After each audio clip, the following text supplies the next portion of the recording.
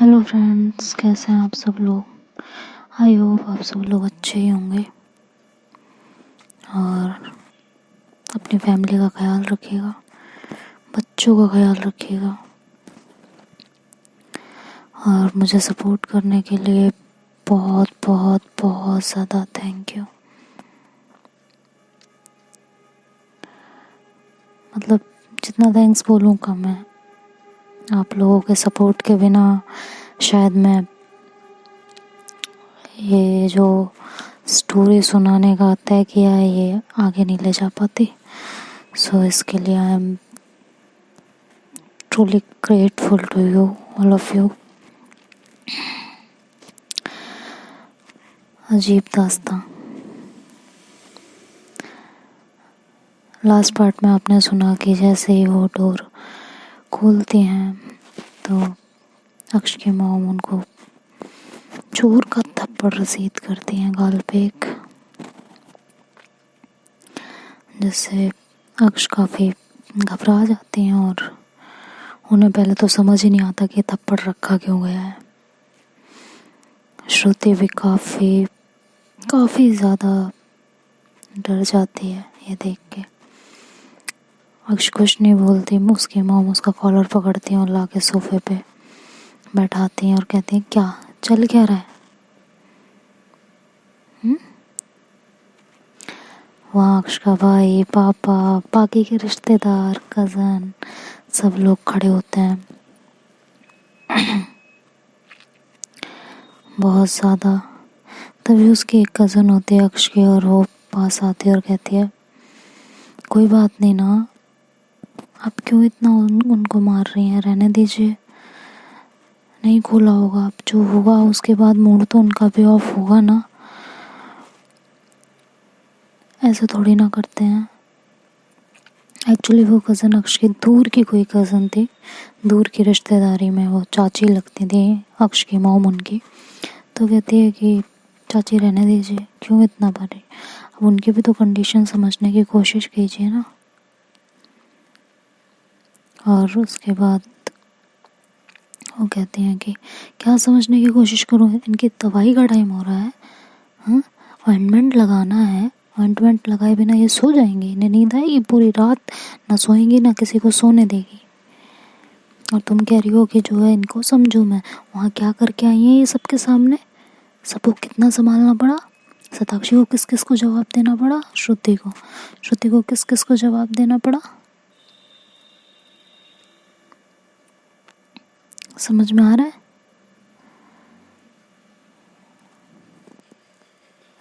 लेकिन नहीं, यहाँ तो सबको सिर्फ अक्ष का दर्द दिखाई दे रहा है ना। हम लोग तो बेवकूफ़ हैं, हमें तो अक्ष की चिंता है ही नहीं, हमें तो अक्ष के बारे में सोचना ही नहीं है। अक्ष कहती है मॉम मेरी बात तो सुनिए पहले, आप श्रुति किए जा रहे हो, हाँ एक बार बात सुनेंगे मेरी। या इस लड़की ने आपका दिमाग खराब करके रख दिया है, जब से मिली हो बस इसी के गुण गा रही हो, मुझसे प्यार ही नहीं रहा।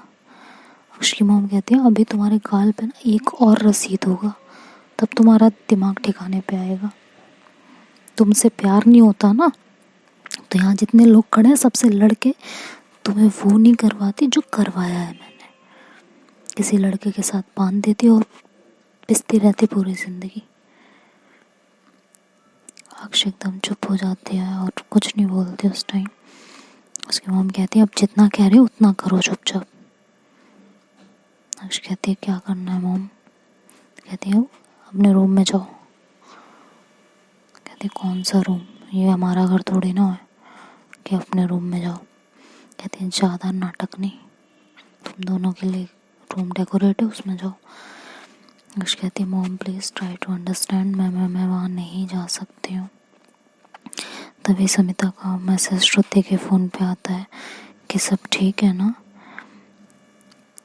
तो श्रुति उन्हें बताती हैं कि मॉम ने थप्पड़ मारा है। समिता जैसे ही ये मैसेज पढ़ती हैं उनको एक अजीब सी घुटन होने लगती है। उनको ऐसा लगता है जैसे किसी ने बांध के समंदर में फेंक दिया हो, जहाँ हाँ, वो इतना डर गई थी कि हाथ, मतलब बहुत ज़्यादा डरी हुई थी। और सिचुएशन कुछ ऐसी थी कि हाथ पैर भी नहीं मार सकती थी खुद को बचाने के लिए।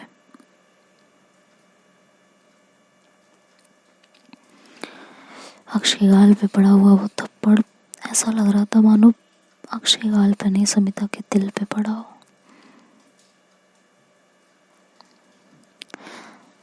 समिता सिर्फ छटपटा के रह गई। उन्हें और कुछ समझ ही नहीं आया उस टाइम पे।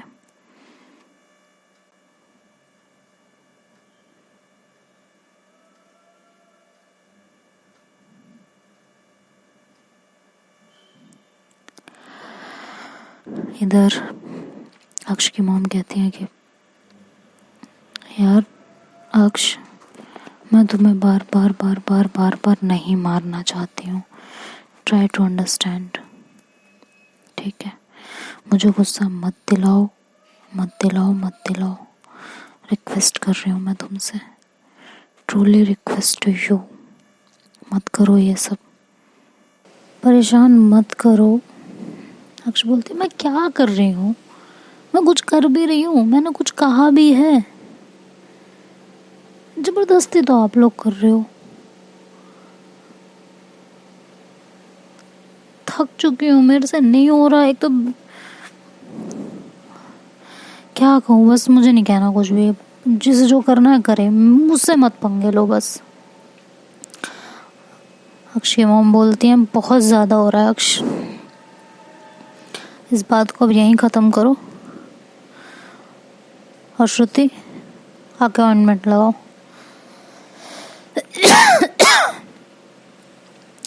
श्रुति डर के मारे आगे नहीं बढ़ रही होती। उसे अक्ष के गुस्से से बहुत ज़्यादा डर लग रहा होता है उस टाइम पे। और अक्ष जब मॉम के मुँह से श्रुति का नाम सुनते हैं तो वो बहुत गुस्से में श्रुति की तरफ देखती है, तो श्रुति के हाथ पैर और ठंडे पड़ जाते हैं। अक्ष तुरंत उसको इशारा करती है कि कोशिश भी मत करना। तो अक्ष की मॉम श्रुति की तरफ देखती है और कहती है आओ आगे, मैं खड़ी हूँ ना यहाँ पे, देखती हूँ क्या करती है, तुम आगे बढ़ो। अक्ष अपनी मॉम की तरफ देखते हैं कि यार ये मेरी मॉम है, किसकी मॉम है, मुझे समझ में नहीं आ रहा है। और मन में ऐसे सोचते हैं और चुप बैठे रहते हैं। तभी अक्ष की जो कज़न होती है वो बोलती है कि रहने दीजिए ना चाची जी, अगर उनका मन नहीं है तो मैं लगा देती हूँ, क्यों इतना परेशान। श्रुति भी थकी हुई होगी, चेंज करके आराम कर ले। तो अक्ष तुरंत बोलती हाँ मॉम, दीदी लगा देंगे, कोई टेंशन नहीं है। तो अक्ष की मॉम को पहले से आइडिया होता है कि अक्ष की जो कज़न है ये सीमा, ये अक्ष को पसंद करती हैं, तो वो पहले से ही उन्हें उससे दूर रखती थी। तो ये सुनने के बाद वो उन्हें गुस्से से देखती है और कहती हैं तुम भी थक गई होगी, जाके रेस्ट करो। श्रुति है ना, श्रुति उसकी पार्टनर है, हम सफ़र है, पूरी ज़िंदगी उसी को उसके साथ रहना है, तो वो खुद हैंडल कर लेगी, तुम कब तक करोगी। और ये कह के वो श्रुति को उसे भेजने लगते हैं, लेकिन श्रुति काफ़ी ज़्यादा, मतलब सीमा काफ़ी ज़्यादा सीमा को भेजते हैं। तो सीमा काफ़ी ज़्यादा फोर्स करती है कि कोई बात नहीं, मैं लगा दूंगी। और अक्ष भी कहती है हाँ हाँ ये लगा देंगे। तभी श्रुति को लगता है कि दाल में ज़रूर कुछ काला है। वो तुरंत समिता को मैसेज करती है। उनके दिमाग में एक ख्याल तुरंत आता है कि समिता को सब पता होगा, उनसे तो सब कुछ बताते हैं। वो समिता को मैसेज कर देती हैं कि क्या आपको पता है। कहती हैं क्या, कि सीमा और इनकी जो कज़न है सीमा दी और इनके बीच क्या चल रहा है। तो वो कहती हैं कि क्यों, क्या हुआ। तो वो वहाँ की सिचुएशन डिस्क्राइब करती हैं समिता को। समिता कहती है इस बारे में बाद में बात करेंगे, फ़िलहाल उनसे दूर ही रखना। वो सिर्फ हंसी मजाक होता है, ज़्यादा कुछ नहीं। और उनकी टेंशन तुम मत लो, अभी देखो उनको देखो। कहती हैं अभी वहाँ क्या हो रहा है। तो श्रुति उन्हें बताती हैं कि मॉम जिद पे अड़ी हैं और ये मान नहीं रहे हैं। खैर अक्ष हार जाती है अपनी मॉम की जिद के आगे और कहती है ठीक है, लो लगाओ, आओ मन की मुराद पूरी करो तुम भी अपने। जिंदगी की तमाशा बना के रख रखा है और कुछ नहीं। पता नहीं कहाँ फंस गई हूँ मैं। तो अक्ष की मॉम कहती है इससे पहले तुम्हारे गाल पे दूसरा तमाचा है ना, बिल्कुल शांत हो जाओ और यहाँ से खड़ी होकर अपने रूम में चलो, वहाँ लगेगा। कहती है हाँ मॉम मैं रूम में लगवा लेती हूँ, ये सही रहेगा, ये बिल्कुल सही रहेगा। तो कहते उसके मॉम तुरंत समझ जाती हैं और कहती हैं कि यहीं बैठो, यहीं लेटो लेटो, यहाँ लगेगा, कहीं नहीं जा रही तुम, ठीक है, जो होगा यहाँ होगा। तो अक्ष कहती है लो अब ये क्या बात हुई, अब तक तो आप कह रही थी कि कहीं रूम में जाओ। तो कहती है नहीं मैं समझ गई बेटा, मैं तुम्हारी माँ हूँ, ठीक है, मैंने तुम्हें पैदा किया, तुमने मुझे नहीं किया। तो मेरे से चालबाजी तो करना मत, बाकी तुम्हें जो करना है तुम शौक से करो। अक्ष हार मानती है और वहाँ बैठ जाती है। श्रुति आगे बढ़ती है। श्रुति के हाथ काँप रहे होते हैं उस टाइम, उसके पैर आगे बढ़ने की कोशिश करते तो हैं लेकिन साथ नहीं दे रहे होते। बहुत मुश्किल से वो अपने आप को संभालती है और अक्ष के पास तक आती है। बाकी सब अपने अपने रूम में सोने जा चुके होते हैं, सिर्फ वहाँ अक्ष की मॉम, अक्ष का भाई अक्ष और उसके कज़न सीमा एंड श्रुति, बस यही लोग होते हैं और कोई भी नहीं होता। श्रुति बहुत हिम्मत करके अक्ष की तरफ बढ़ती है और उसके शर्ट पे अपना हाथ रखती है।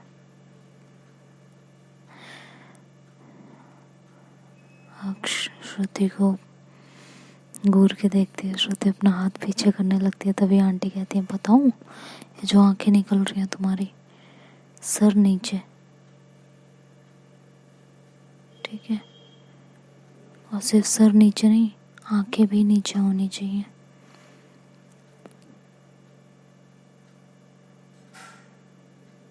तो अक्ष अपनी आंखें नीचे कर लेती है और चुपचाप लेटी रहती है। वहाँ पे श्रुति आगे बढ़ती है और श्रुति की तरफ उसकी मॉम इशारा करती हैं और कहती हैं लगाओ तो।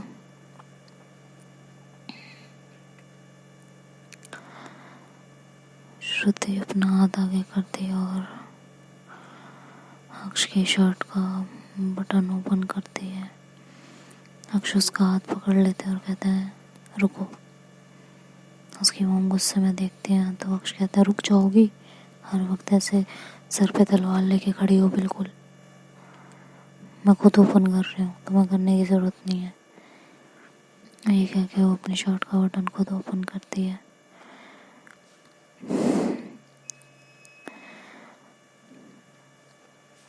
वो श्रुति ऑइंटमेंट लगाती है। उसकी मॉम वहाँ से वॉशरूम जाती है।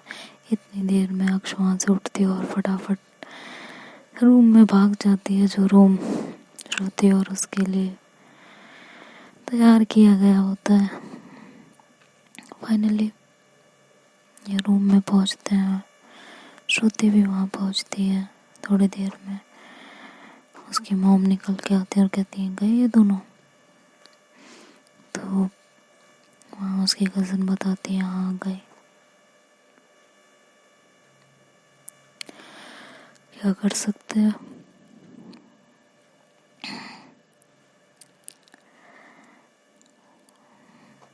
इतनी देर में अक्ष वहाँ जैसे ही अंदर जाते हैं तो समिता को कॉल करते हैं और समिता से बातें करने लगते हैं।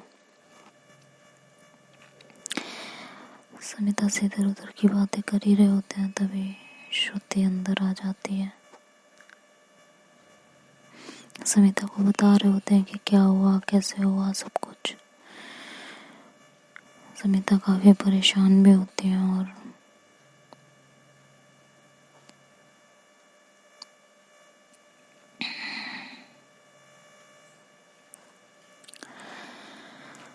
अक्ष कहती है कि मुझे बात करनी है आपसे, मुझसे बात करती रहो बस। समिता बोलती है कि ये तुम दोनों का टाइम है और तुम दोनों को बातें करनी चाहिए। अक्ष बोलते हैं मुझे नहीं करनी किसी से बात, मुझे आपसे बात करनी है और आप मुझसे बात करो। समिता मन में सोचती है कि इस समय मेरा कॉल पे रहना ठीक नहीं है, इन दोनों को टाइम देना चाहिए बात करने का। तभी श्रुति समिता को मैसेज करती है कि मुझे इनको देख के बहुत डर लग रहा है।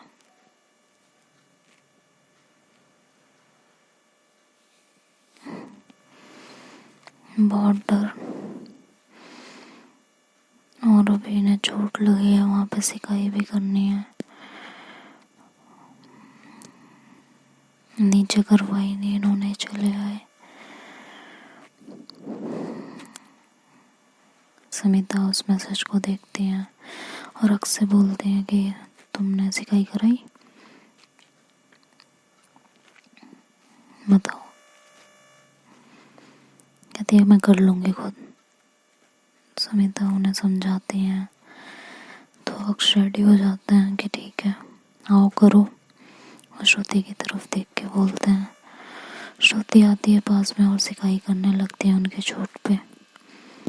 तभी अचानक से उनकी चूड़ी अक्ष से स्क्रैच कर देती है तो अक्ष उन पे बहुत तेज चिल्ला पड़ते हैं। कहते तमीज नहीं है तेरे को, हाँ ढंग से नहीं हो रहा, नहीं हो रहा तो खड़ी हो यहाँ से और निकलो। समिता जब ये टोन अक्ष के सुनती है तो वो काफी डर जाते हैं और तुरंत अक्ष को टोकती है। कहती है क्या तमीज है अक्ष, किस तरह से बात कर रहे हो उनसे। अक्ष चुप हो जाते हैं और कुछ नहीं कहते हैं। समिता कहती है सॉरी बोलो। अक्ष कहते हैं सॉरी। कहती है मुझे नहीं, श्रुति को बोलो। अक्ष कहते हैं कभी नहीं, मैंने नहीं कहा था, खुद ही किए जा रही है। अब थोड़ी ना मॉम यहाँ थी, अब थोड़ी ना देख रही थी।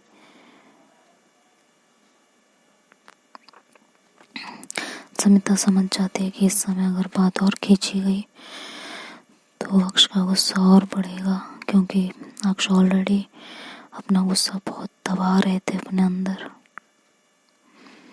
समिता कहती है अच्छा ठीक है तुम लोग बात करो, मैं रखती हूँ। अक्ष कहते हैं नो। तभी समिता कहती है क्यों। अक्ष कहते हैं नहीं करनी मुझे बात, तुम मेरे साथ कॉल पे रहो, मैं बता रही हूँ। उधर ये बात जब श्रुति सुनती हैं तो वो भी मैसेज करती हैं तुरंत की प्लीज़ आप कॉल पे रहिए ना, मुझे इनसे डर लग रहा है। समिता के दिल में श्रुति का डर, मेरी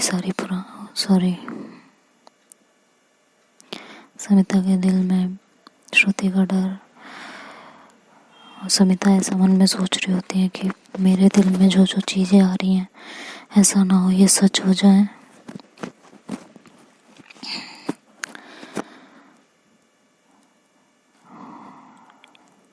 जिस तरह से अक्ष बात कर रही थी श्रुति से और अपना गुस्सा दबा रही थी,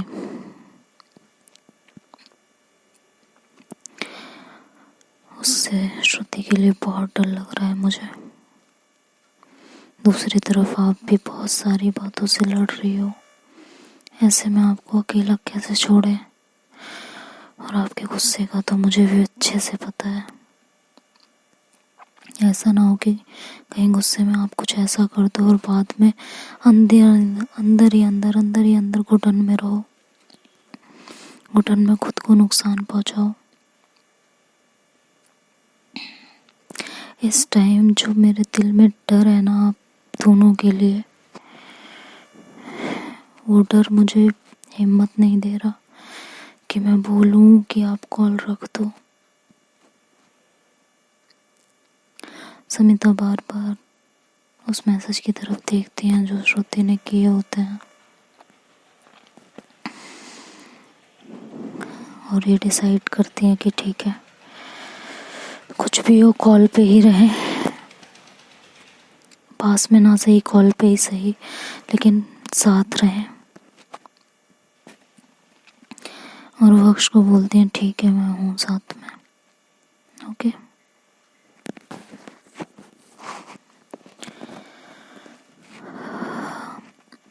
अक्ष बेड पर से उठती हैं और सोफे पे जाके लेट जाती हैं और श्रुति को बोलती हैं तुम यहाँ लेट जाओ। श्रुति कहती है कि नहीं मैं लेट जाती हूँ सोफे पे। तो अक्ष उन्हें गुस्से से देखते हैं और कहते हैं बोला ना बेड पे लेट जाओ, समझ में नहीं आता एक बार में।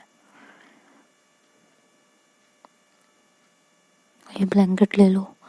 श्रुति कहती है ब्लैंकेट दूसरा भी नहीं है। फिर आप कहती है मेरी टेंशन मत लो, मैं अपने आप को खुद हैंडल कर सकती हूँ, तुम अपना देखो। और फिर वो बैठ के सोफे पे श्रुति के सामने समिता से बात करने लगते हैं। समिता के दिल में भी एक तसल्ली रहती है कि चलो इनके गुस्से से थोड़ा तो बचा जाएगा। थोड़ी देर बात करते करते समिता अक्ष को समझा रही थी, श्रुति के जो प्लस पॉइंट थे उन्हें दिखाने की कोशिश कर रही थी, जिन्हें सुनते सुनते अक्ष इरिटेट हो रहे थे क्योंकि सुबह से सब श्रुति के गुणगान कर रहे थे। श्रुति बहुत प्यार करती है, श्रुति जैसा हम सफ़र नहीं मिलेगा, फलाना ढिमकाना। ये सब सुन सुन के वो बहुत ज़्यादा इरिटेट हो चुके थे और गुस्से में उन्होंने श्रुति से बोला कि जाओ बॉटल लेके आओ जल्दी।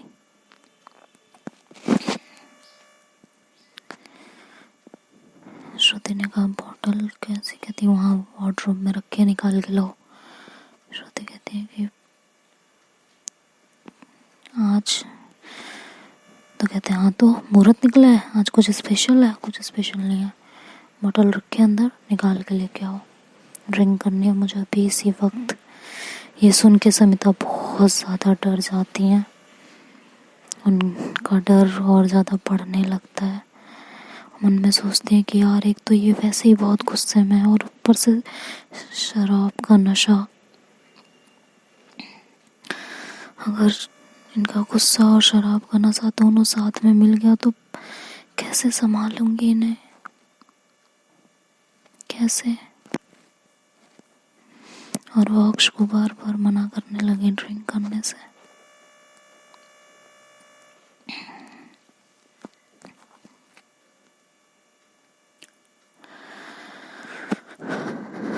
समिता के अंदर का डर बढ़ता ही जा रहा था। जैसे ही अक्ष की आवाज़ बंद होती या श्रुति की चूड़ियों का थोड़ा थोड़ा खनकना और जो कुछ भी आवाज़ें सुनाई दे रही थी वो समिता बहुत ध्यान से सुन रही थी और वो बहुत डरे हुए थे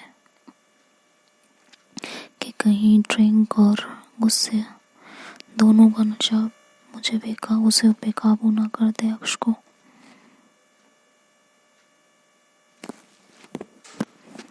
और समिता कोशिश करती है अक्ष को डिस्ट्रैक्ट करने की बात करते करते वो नहीं चाहती थी कि अक्ष श्रुति पे अपना गुस्सा निकालने या श्रुति को उसका गुस्सा झेलना पड़े। समिता अक्ष से बोलती है प्लीज रहने दो, क्या कर रहे हो यार, वो ऑलरेडी बहुत थकी हुई है, प्लीज मत करो, ये सब गलत है। तो अक्ष कहते हैं कि मेरे लिए आई है ना, मेरी केयर करने, मुझे संभालने तो संभाल ले। तभी अक्ष के दिमाग में दूसरी खुरापात चलने लगती है और वो श्रुति से बोलते हैं जाओ श्रुति मेरे लिए मैगी बना दो यार, भूख लगी है मुझे बहुत ज़्यादा। इधर समिता जब ये सुनती हैं तो कहती है प्लीज़ अक्ष नो नो नो, ये मत करो मत करो प्लीज़, मैं कुछ कह रही हूँ ना, मत करो, ये सब अच्छा नहीं है।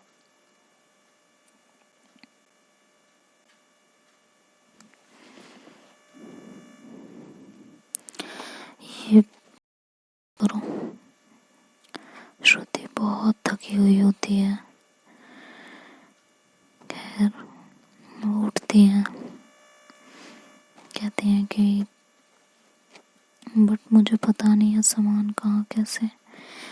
तो कहते हैं कि किचन में जाओ ढूंढोगी सब मिल जाएगा, बना के लाओ और अच्छी बना के लाना, ठीक है। अक्ष के मन में ये चल रहा होता है कि श्रुति ने खाना नहीं खाया होता। ये बात अक्ष को पता होती है, लेकिन ना वो समिता से कहते हैं और ना श्रुति से, बस उसे मैगी बनाने के लिए बोल देते हैं।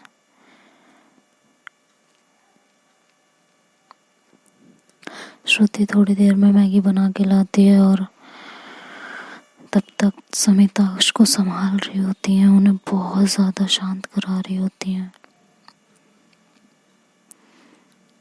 मैगी को देख के अक्ष गुस्से में आते हैं और कहते हैं ये बनाया, मैंने कहा था ना वेजिटेबल्स डाल के बनाना।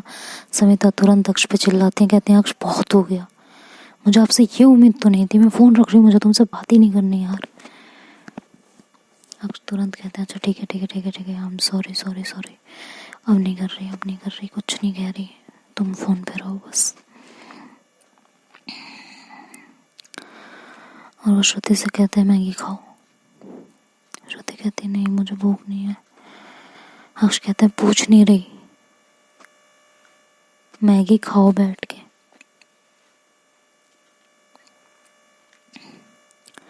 श्रुति फिर मना करती है तो अक्ष अपने आप को बहुत नॉर्मल करते हैं और कहते हैं प्लीज़ मैगी खा लो प्लीज़।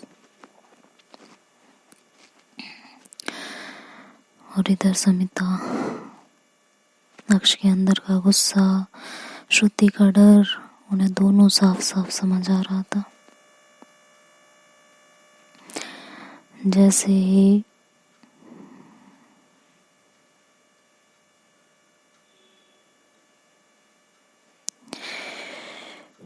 अक्ष चुप हो रहे थे या श्रुति के चूड़ियों की खन खन, पायल की आवाज़, कुछ भी समिता को नहीं सुनाई दे रही थी, तो उस समिता की बेचैनी बढ़ती जा रही थी। हम बार बार यही सोच रहे थे कि पता नहीं क्या हो रहा है, श्रुति सही है या नहीं।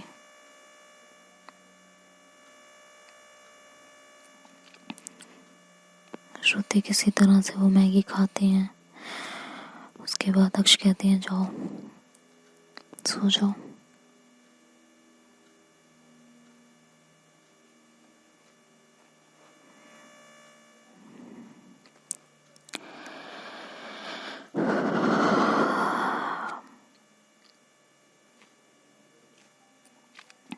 श्रुति जाती है और सोती है और समिता को एक मैसेज कर देती है। उसी बीच अक्ष श्रुति से कुछ कहते हैं जो श्रुति को भी चुभता है और समिता के अंदर भी वो बात घर कर जाती है।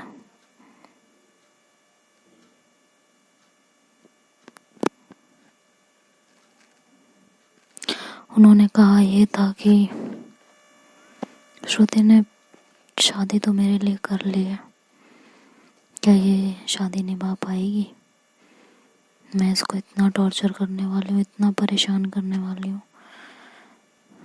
ये सब कुछ झेल पाएगी।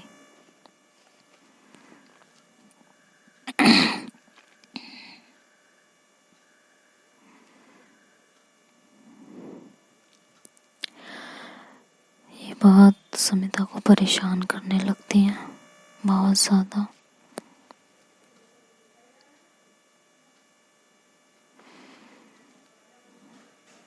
वो अक्ष को फिर से समझाने की कोशिश करती है।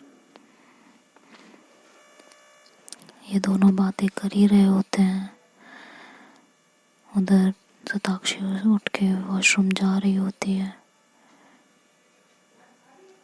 वॉशरूम से आती है और बेड पे लेटती है तो उसके सिसकियों की आवाज़ अक्ष के कानों में पड़ती है। अक्ष वहाँ से उठते हैं और श्रुति के पास जाते हैं, देखते हैं कि वो रो रही होती है तो उसको समझाने की, संभालने की कोशिश करते हैं। एक्चुअली वो नहीं करते, वो समिता को कहते हैं यार ये रो रही है, अब क्या करूं। समिता उनसे कहती है प्लीज़ उन्हें संभालो प्लीज़। वो बेहद ही प्यार से अपने गुस्से पे कंट्रोल करते हुए श्रुति से कहते हैं क्या हुआ है, क्यों रो रही हो, क्या बात है, कहीं दर्द हो रहा है, क्या हो रहा है,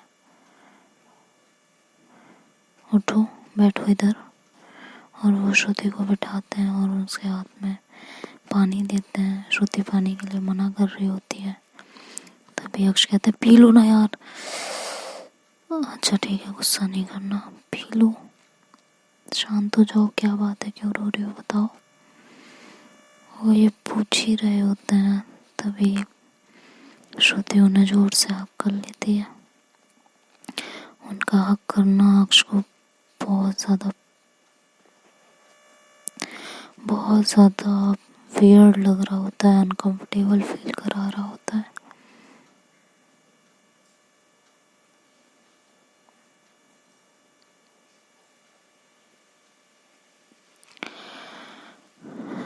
वो तुरंत समिता से कहते हैं देखा इसने मुझे हक कर लिया ना, मैंने कहा था ना।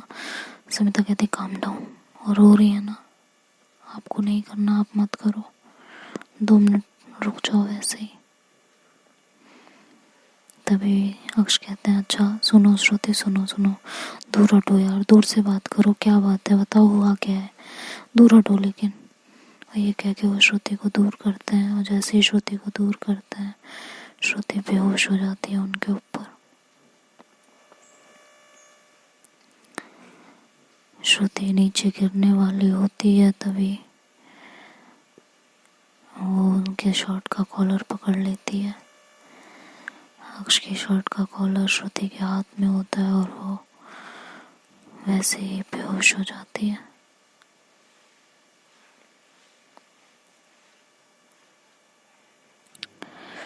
और बेहोश होना कहते हैं ना, भगवान की लीला भी अपरंपार है। श्रुति बेहोश होके अक्ष के शोल्डर पे ही गिरती है। एक हाथ से उसके शर्ट का कॉलर पकड़ा हुआ होता है, सर अक्ष के शोल्डर पे होता है और ये सिचुएशन अब अक्ष को बहुत ज़्यादा अनकंफर्टेबल कर रही होती है। तो देखते हैं ऐसे में अक्ष श्रुति को कैसे संभालते हैं, समिता अक्ष को कैसे समझाती हैं और आगे स्टोरी में क्या होगा। खैर ये स्टोरी कल या परसों एंड हो जाएगी, तो अगर कल हो गई तो कल, नहीं तो परसों इसका लास्ट पार्ट आ ही जाएगा। देखते हैं इनकी कहानी ने क्या मोड़ लिया है, क्योंकि इस स्टोरी का कोई एंड तो है नहीं, फिर भी देखते हैं। तो कल या परसों आपको इसका लास्ट पार्ट सुनने को मिलेगा। तब तक के लिए बाय बाय, टेक केयर, खुदा हाफिज़।